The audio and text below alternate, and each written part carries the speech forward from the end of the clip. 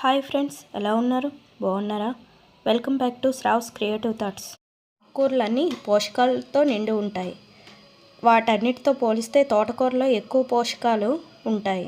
ఇక తోటకూరలో ఉండే పోషకాలు ఏమిటో తెలుసుకుందాం. సర్జరీస్ అయ్యేటప్పుడు తోటకూరను పచ్చిమ కూరగా వడ్డిస్తారు.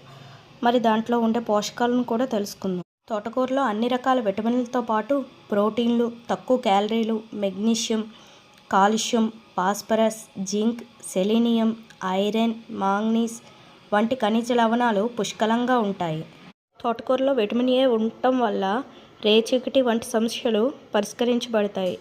తోటకూరలో ఉండే విటమిన్ సి మన శరీరంలో ఇమ్యూనిటీని బాగా పెంచుతుంది. తోటకూరలో ఉండే కాల్షియం ఎముకలు దృఢంగా బలంగా అవ్వటానికి సహాయపడతాయి. ఫుల్ రెసిపీ కోసం లాంగ్ వీడియో చూడండి. Please do subscribe my channel. Thank you for watching.